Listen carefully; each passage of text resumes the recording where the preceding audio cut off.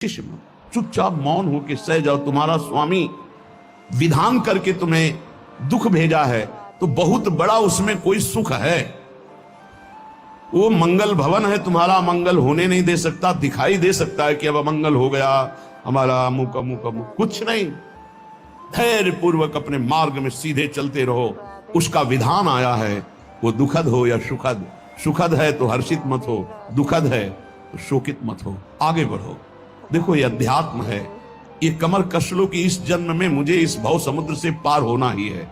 ये जो कमजोर दिल के होते हैं ना, अनुकूलता जहां मिली तो बोले जब से हमने भक्ति शुरू की सब काम चकाचक बन रहे। ये भक्ति का फल नहीं है, भूल मत करना। ये तुम्हारे सुकृत चल रहे हैं इसलिए है। और जिस दिन दुष्कृत का फल आएगा उस दिन भक्ति करते हुए भी कदम रखना मुश्किल हो जाएगा। पग पग पर तुम्हें दुख मिलेगा। इस सिद्धांत को समझ लीजिए तो कभी आप निराश नहीं होंगे, शूरवीर होकर आगे बढ़ते रहेंगे। जो हमारी भक्ति ये नई फसल है और इस फसल की जो आनंद वृत्ति है वो भगवदानंद है, ज्ञानानंद है, अखंडानंद है, प्रेमानंद है। वो ये भोगानंद नहीं है, विषयानंद नहीं कि भगवान की बड़ी कृपा जो चाहो वो भोग मिल गए।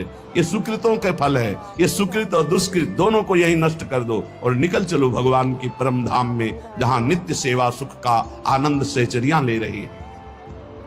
श्रीपाद कह रहे संतर्जयस ताड़यन, कोई मुझे बहुत डांटे भर्त्सना करे और ताड़यन पिटाई भी कर दे, मुझे कुछ कभी शिकायत नहीं करनी प्रभु से।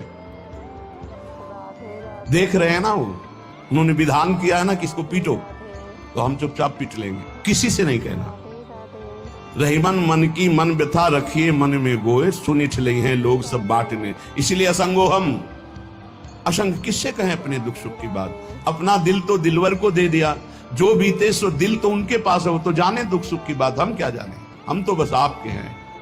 मौन, अपने विषय में न सुख की बात करे न दुख की। मौन बात करे तो प्रभु की करे, नहीं तो मौन। मान लीजिए अगर ये मौन आप धारण कर लेंगे तो निकल जाएंगे माया से, नहीं तो किसी की निंदा कर देंगे, किसी का ऐसा कटु वचन बोल देंगे, परुख वचन बोल देंगे, भजन छीण हो जाएगा, भजन करने की वृत्ति नष्ट हो जाएगी।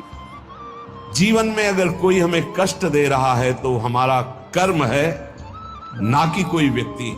ये बिल्कुल सिद्धांत तक चर्चा समझ लो।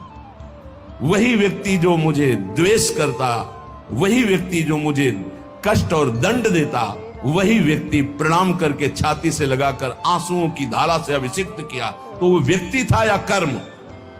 जब कर्म भोग हो गया तो वही हृदय से लगा के अश्रुधारा से क्षमा कीजिए, बहुत ऐसा नहीं, आप तो बड़ी कृपा की।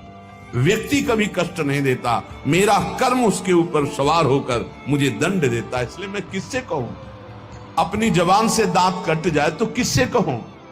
ये जो दांत, इससे जबान हमारी पीड़ा को किससे कहूं। अपने हाथ से चोट लग जाए किसको कहूं। ऐसे सब आत्मस्वरूप हैं, हमारा कर्म ही उनके ऊपर सवार होकर हमें दंड दे रहा है। इसलिए भाई श्रीपाद का सिद्धांत जो कह रहे कि अगर भगवत प्रेम प्राप्त करना है तो मुंह बंद।